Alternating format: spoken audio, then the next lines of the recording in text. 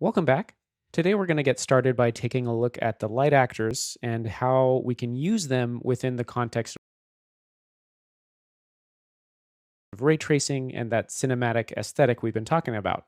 We're going to get started in this module by taking a look at all the light actors we'll use and how they work within the context of ray tracing and the cinematic aesthetic that we're kind of aiming for.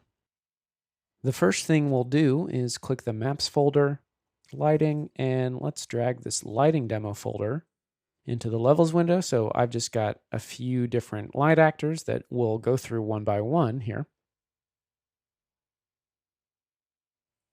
Let's also jump back to that Maps folder and drag the metahumans in, just so we have a subject to look at. Okay. So I'm going to clean this up. Let's switch to the lit view mode. And from now on, I'll just use Alt-4 and Alt-3. These are great shortcuts I use all the time. And let's turn the light folder off and just turn on the point light. Okay, so quickly going through a few settings that we'll find really useful with ray tracing down the line here. This source radius is something I play with all the time. And if we drag this up to like 50 or 60, we'll see the actual size of our source represented with this yellow outline, and the softness of our shadows, grows as a result. And we even see the accurate soft source in the reflection. So this kind of looks like a big, paper lantern light now. We've also got a soft source radius. If I click and drag this, the actual specular softness gets feathered, but just the specular, you'll notice, not the shadow. So this is kind of a cheat. This is not something you can really do in real life, but playing with these two values will get you really far. There's also a source length, which I find useful sometimes. You can make a big tube of light that's accurate in the reflections. Just a little quick tip. And okay, moving on to the spotlight. We've got access to the same two settings there, the source radius and soft source radius.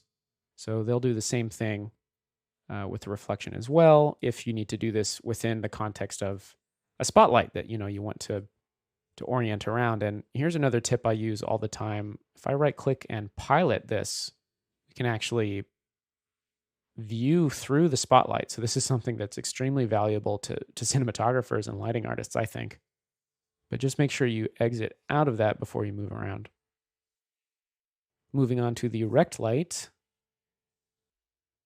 This is arguably one of the most powerful light actors I think we can use in Unreal Engine when soft shadows are kind of a big part of your aesthetic. We can change the width and height of the actor. So just basically making this a bigger window of clean light. And even more powerful is the fact that we can change the source texture. So if I click that and type circle, I've got this circle alpha texture here.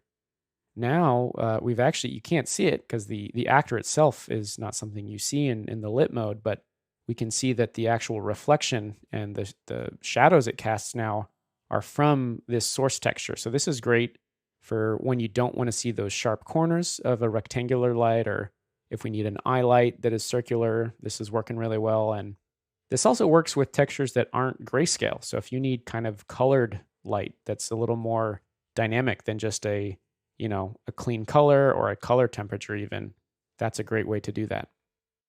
The last other setting I want to show here is if we scroll down and twirl down this little box below volumetric scattering intensity, we've got this setting called specular scale. So this is a 0 to 1 slider. If we zero it out, we can actually just completely remove the specular from our scene from that light actor. So this is something that is definitely a cheat, right? This is not something that's physically accurate. If there's a situation where you don't want to see the reflection like this, and with a rect light, we don't really have the option to soften it other than through your source texture. So I could load a feathered texture here, but this is another option. With that specular scale, we can just lessen the intensity or zero it out entirely. And that may be useful in certain circumstances.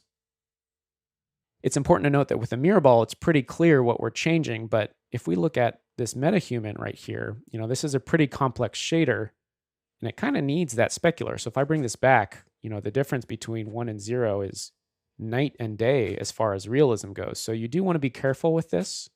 I've definitely been in situations where you forget a light is zeroed out and you can't figure out why it's not kind of reacting properly.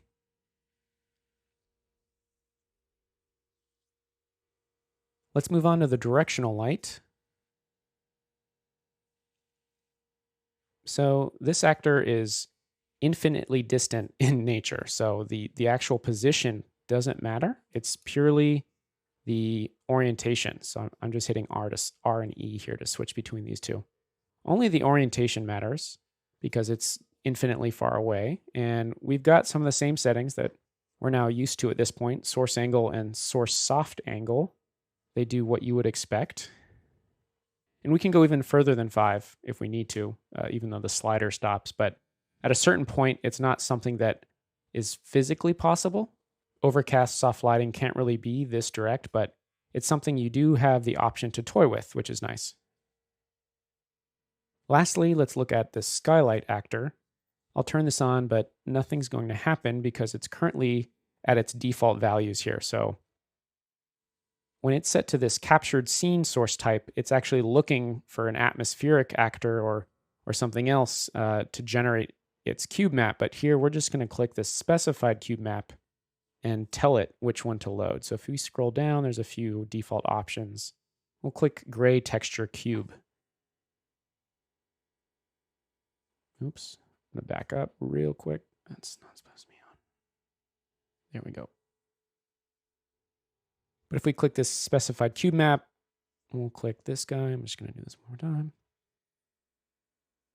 All right, this gray texture cube.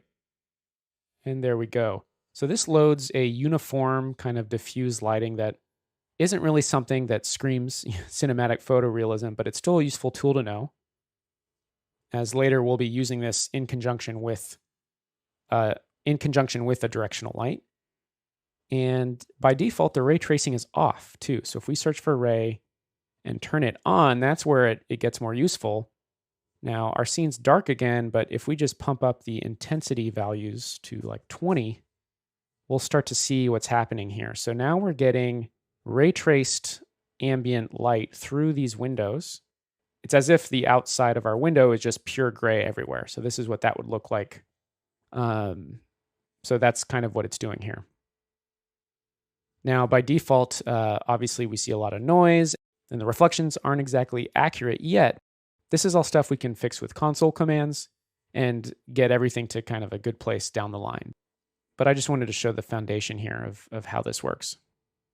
Before we finish this module, I wanted to talk about lighting motivations and how the different light actors we've just talked about can kind of fall into these categories. Those 4 categories, by the way, are environmental, emulated, practicals, and cheated light.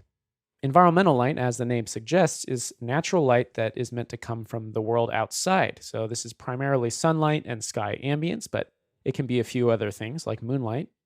Emulated light is kind of a live action crossover light theory here. And what I mean by that is that it's when we place different light actors to accentuate and emulate both the environmental and practical light sources. So we won't always be in a position where we are having a light genuinely be sunlight. We may want it to pretend to be sunlight just for a specific shot. And so it's good practice to kind of keep those two mentally separated. Practicals, in this context, are real world light sources that generate light and can be seen in the frame. So that's going to be lamps, light bulbs, things of that nature. The last category, cheated light here, is really just all the other light sources that don't fall into the above 3 categories. The reason I'm calling it cheated light is because if it doesn't fall into those 3 top categories, it is kind of something that probably isn't physically possible or physically accurate, but may still do something cinematic for your scene. And it's good to classify it that way just so we keep things organized. Now that we've laid this foundation for how light actors work and what kind of lighting motivations they might fall into, we're in a really good place to start getting creative.